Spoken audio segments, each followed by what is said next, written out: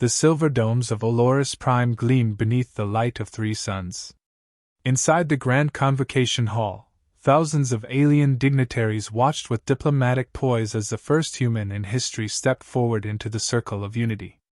Tall, composed, wrapped in the navy blue uniform of Earth's Defense Directorate, Commander Alara Vaz didn't blink at the sheer number of eyes, compound, bioluminescent, or reptilian, that tracked her every movement. A hollow voice echoed across the vast chamber. Let it be recorded. Humanity joins the Galactic Council under Article 12 of Mutual Preservation. A wave of polite applause rippled through the chamber like artificial rain. Alara smiled just enough. The kind of smile that didn't reach her eyes. At the head of the chamber, seated on a levitating dais carved from crystalline stone, High Chancellor Sorix Van watched her closely. His thin, translucent fingers drummed against the console, his black eyes unblinking. He rose. Commander Vaz, he said, his voice like dry parchment. May I offer the warm welcome of the united species of this galaxy? Earth's history is eventful. It is good to see that the path of war has finally given way to diplomacy. Alara inclined her head. We've always valued diplomacy, Chancellor. We simply never had the opportunity to prove it. A murmur passed through the assembly. The Chancellor's smile tightened. Of course. Let us then proceed to the matter of unity. Integration of defense protocols and planetary safeguards. We will send a joint task force to Earth for routine coordination. A formality. Alara's spine remained straight, but her thoughts narrowed. So it begins. Earth appreciates the gesture, she said. Though we are fully capable of independent defense. As are all council members, I assume. A flicker passed through Sorix's expression, gone in a breath. Hours later, Alara stood on a floating terrace overlooking Olorus Prime skyways. Alien vessels zipped past like glowing needles. The stars were distant pinholes behind the perpetual twilight of the city planet. A faint hum tickled her ear. She touched her comm link. Commander Vaz, came the voice of General Ryland from Earth. We've confirmed unauthorized warp signatures at the edge of the Sol system. 5 vessels. Council configuration. She didn't move. Cloaked? Yes. Not broadcasting identity. They crossed into Kuiper range an hour ago. Keep Spectral under blackout protocol. Do not engage. Let them think we're blind. Understood. She closed the channel, her fingers curling slightly around the railing. Something troubling, Commander? A voice said behind her. Alara turned. Sorix, hands clasped behind his back, stood a few feet away. His voice carried that careful neutrality she had already begun to associate with lies. Only taking in the view, she said. He stepped beside her, eyes on the horizon. Your people are fascinating. You develop weapons faster than you resolve ideologies. Yet you survive. Some might even call it admirable. You mean unpredictable, Alara replied. He smiled. I mean dangerous. There are members of the Council who fear humanity's unchecked innovation. Some believe it would be best to guide Earth. Is that what this is? She asked quietly. Guidance? He didn't answer directly. You stand alone in the galaxy, Commander. That is not always a strength. Her expression didn't change, but her pulse beat colder. Then it's fortunate we came prepared, she said. There was silence between them, tense and unsaid. Later, in her private quarters aboard the diplomatic cruiser Helios Dawn, Alara pulled up the holographic feed. A 3D model of the Sol system rotated gently before her. The cloaked council ships hovered just beyond Saturn, invisible to the naked eye, but not to Earth's dark satellites. She tapped into the secure line. Spectral command, she said. A monotone AI replied. Awaiting orders. Begin passive sync to defense grid. No active beacons. Delay 32 cycles. Full stealth. Confirmed. Spectral protocol is dark. She ended the call and exhaled. Earth had planned for this. They joined the council with open hands, and steel behind their backs. The Council thought humanity feared war. They had no idea what was coming. The Council's envoy arrived on Earth in a gold-plated diplomatic skiff, shaped like a dagger wrapped in light. It hovered above the Arctic Circle before descending into what it believed was Earth's primary security zone. They never noticed the landing pad was a decoy. Beneath 30 meters of permafrost and reinforced alloys, Earth's true command center pulsed with quiet energy. Here, in the cold silence below the ice, Spectral Command sat awake. Watching. Waiting. Commander Elara Voss's image shimmered on the center holoscreen as she patched in from Aloris Prime.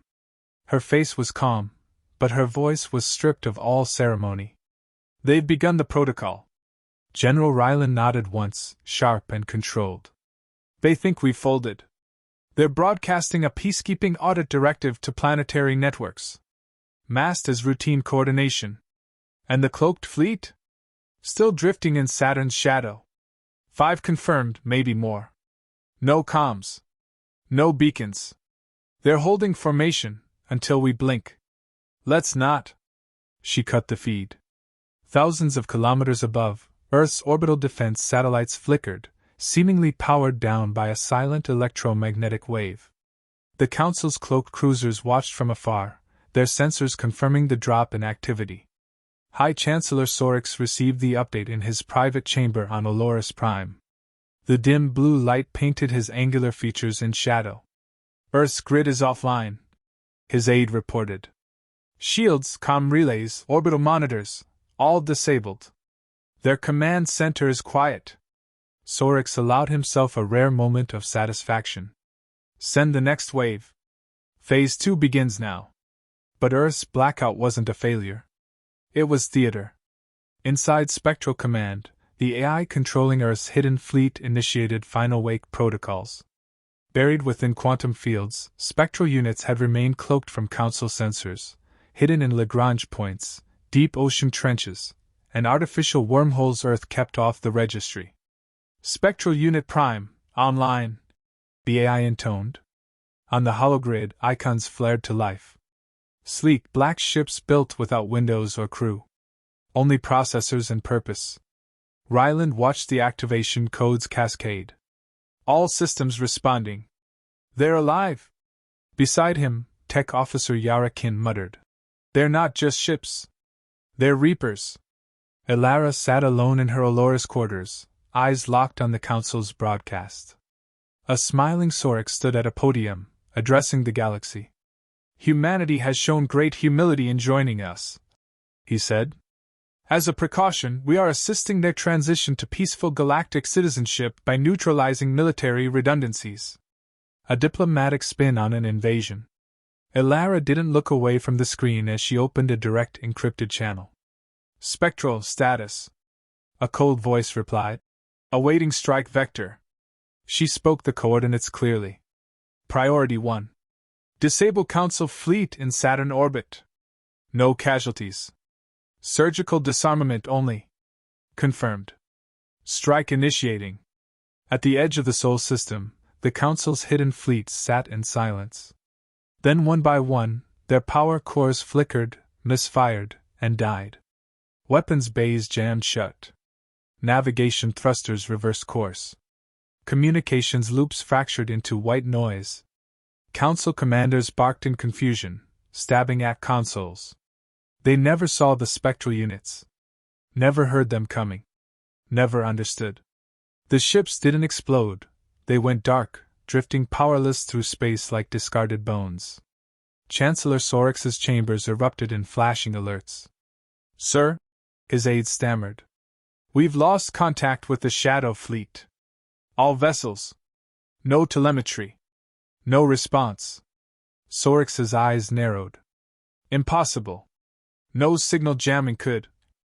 "It wasn't jamming. They were shut down. Instantaneously." "By who?" he snapped. The aide hesitated. "Earth." Sorix stood, voice a whisper. "They feigned collapse, they waited." He opened a private channel. "Summon the High War Council. We have underestimated them." In Earth's sky, no weapons fired. No bombs fell. Instead, spectral units reappeared in low orbit above key council-controlled outposts across the galaxy. Not attacking, hovering. Broadcasting a single message on all frequencies. A holographic projection of Ilara Vaz filled alien skies. Her tone was measured, controlled, deadly. Earth does not seek war. But neither do we fear it. You entered our space uninvited, disabled our systems, and prepared for conquest. We responded. She paused. Stand down. Or we will finish what you began. On Oloris Prime, the council chamber was chaos. Representatives from 24 species argued across the floor. Some called for immediate retaliation. Others demanded negotiation. Sorix stood silently above them all, watching Ilara's image fade. They've crossed the line, one reptilian delegate hissed. No, Sorix murmured. They've drawn one. In her quarters, Ilara sat in silence. For the first time, she allowed herself to exhale. But only briefly. This was only the beginning. Silence hovered over Oloris Prime like an omen. From the planetary capital to the most remote orbital dock, every eye turned upward. Not one, not two, but 11 spectral-class vessels floated just beyond the atmosphere. Matte black, no lights, no markings. They made no threats. They didn't need to. The message had been sent. Commander Ilara Vaz arrived in the council hall with no escort, no formal procession. Just her boots echoing against the ancient crystal floor. Every step she took was deliberate. Calm. Inevitable. The chamber, once deafening with debates, was now quiet. Members stood as she passed, not out of respect, but caution. High Chancellor Sorix watched from his throne-like seat. His expression unreadable. He didn't rise. Ilara reached the center. Looked up. You tried to strike Earth blind. You failed. Now you will listen. Sorix's voice was cold and clipped. You violated the sanctity of peace. You launched stealth weapons against this council. No, Ilara interrupted. We neutralized your illegal fleet inside our territory. We responded without casualties, without destruction. Your plan collapsed under its own arrogance. Whispers broke out along the chamber walls. The representatives of the Thynerai, the Cirqui, even the aloof Jvar nodded quietly. Sorix's fingers tightened on the edge of his console. You think this makes you strong? He asked. We could crush your systems. Your ships. Your AI. Ilara's eyes narrowed. Try. Spectral's fleet is just the surface. You saw 11. We built 1,000. That wasn't a bluff. Sorix studied her. So this is your way? Threats cloaked in civility? No. It's clarity, she replied. You wanted humanity obedient. Safe. Predictable. You mistook our patience for fear. Above Oloris Prime, a transmission broke through every secure council frequency. Footage streamed from across the galaxy. Spectral ships, parked silently over 23 different council worlds. No damage, no aggression, just presence. On Vantari, a council ship attempted to launch a defensive volley. Its systems locked mid-sequence. Spectral AI had already integrated into its command structure. The weapons never fired. Then came the message. Same voice. Same warning. Stand down. Back in the chamber, Sorix moved down the steps, finally standing face to face with Ilara. What is it you want? She didn't hesitate. A treaty. A real one. Non-aggression. No surveillance over Earth. No fleets in Sol. And full council transparency. Impossible, he said. You demand concessions with a dagger at our throat. You call it a dagger. I call it a mirror. He almost flinched. Just barely. If you refuse? He asked. I go home, Ilara replied. And we begin building Spectral too. For hours, the chamber remained in session.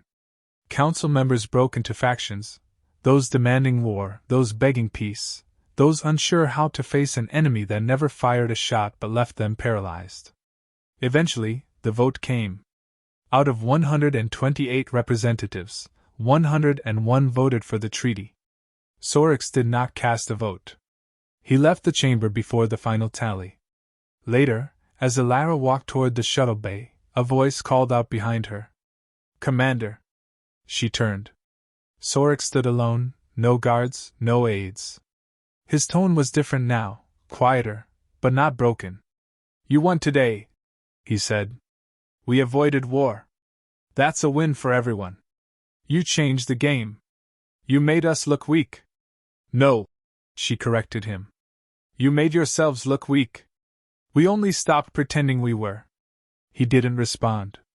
Just watched her step into the shuttle and vanish behind the closing ramp. Back on Earth, the lights in Spectral Command dimmed as the AI returned to deep standby. General Ryland stood at the central platform, arms crossed. "She pulled it off," Yara said beside him. Ryland nodded once. "Now the galaxy knows who we are." That night, Alara stood alone beneath the open sky of the Andes, where the stars shimmered cold and untouched. She opened her secure log, recording her thoughts not for Earth Command, but for the future. They expected submission. We gave them strategy. They brought deception. We answered with restraint wrapped in power. She looked up at the constellations, familiar, ancient, eternal. We never feared war. We feared who we might become if forced into one. Now they understand. She closed the log. Somewhere above, spectral units kept quiet watch. And the galaxy, once blind to Earth's edge, blinked,